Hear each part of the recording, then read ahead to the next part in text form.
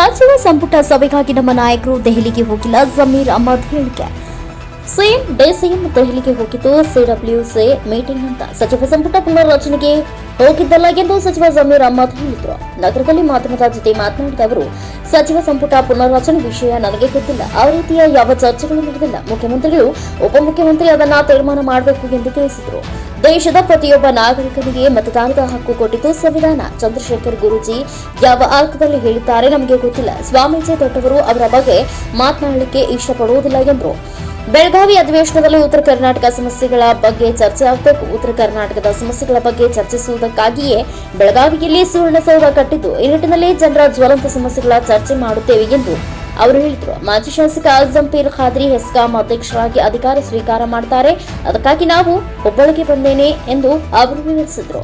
Santosh Medar, NKS TV4 news, Hubballi. HESCOM chairman ಆಗಿದ್ದಾರೆ, ಅವರು charge ತಗೊಂಡಾರೆ.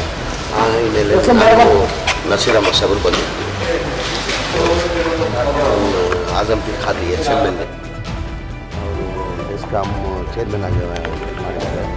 ಅವ್ರು ಚಾರ್ಜ್ ತೊಗೊಂಡವ್ರೆ, ಚಾರ್ಜ್ ಕೊಡೋಕೆ ಇವತ್ತು ಬಂದಿದ್ದಾರೆ.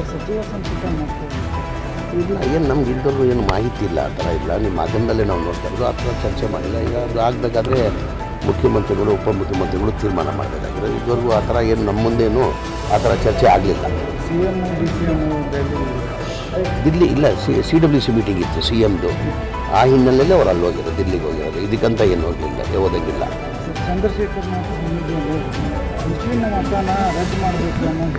ಇಲ್ಲ, ಅದು ಸರಾಸರಿ ಸ್ವಾಮೀಜಿ ಯಾವ ಹಿನ್ನೆಲೆಯಲ್ಲಿ ಹೇಳಿದ್ರು ಗೊತ್ತಿಲ್ಲ. ಈಗ ಸಂವಿಧಾನದಲ್ಲಿರೋದು, ಮತ ಕೊಡೋದು ಸಂವಿಧಾನದಲ್ಲಿ ಬಾಬಾ ಸಾಹೇಬ್ ಅಂಬೇಡ್ಕರ್ ಸಂವಿಧಾನದಲ್ಲಿ ಕೊಟ್ಟಿರೋದು. ಅದು ಹಕ್ಕದು, ಎಲ್ಲರದು ಹಕ್ಕು, ಮುಸಲ್ಮಾನ ಅಂತ ಇಲ್ಲ, ಎಲ್ಲ ಹಿಂದೂಸ್ತಾನಲ್ಲಿರೋರು ಎಲ್ಲರದು ಅದು ಹಕ್ಕದು. ಅದು ಯಾವ ಹಿನ್ನೆಲೆ ಹೇಳಿದ್ದಾರೆ, ಸ್ವಾಮೀಜಿ ಅವ್ರು ದೊಡ್ಡವರಿದ್ದಾರೆ, ಅವ್ರ ಬಗ್ಗೆ ನಾನು ಮಾತಾಡೋಕ್ಕೆ ಇಷ್ಟಪಡಲ್ಲ.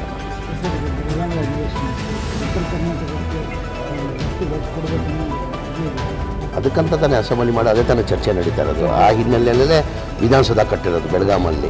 ಪ್ರತಿ ಬಾರಿ ಏನಾಗುತ್ತೆ ಅಂದರೆ ಯಾವುದೋ ಒಂದು ವಿಚಾರ ಇಟ್ಕೊಳ್ಳೋದು, ಅದ್ರ ಮೇಲೆ ದಿನ ದೂರಿ. ಈಗ ನೀವು ವಿರೋಧ ಪಕ್ಷದವ್ರಿಗೆ ಹೇಳ್ಬೇಕು ಈ ಮಾತು, ಇದ್ರ ಬಗ್ಗೆ ಚರ್ಚೆ ಮಾಡಿ, ಅಭಿವೃದ್ಧಿ ಬಗ್ಗೆ ಚರ್ಚೆ ಮಾಡಿ ಅಂತ ಹೇಳ್ಬಿಟ್ಟು ವಿರೋಧ ಪಕ್ಷದವ್ರು ಹೇಳಬೇಕು. ನಾವು ಸರ್ಕಾರ, ವಿರೋಧ ಪಕ್ಷದವ್ರಿಗೆ ಮಾತು ಹೇಳಬೇಕಾಗಿದೆ.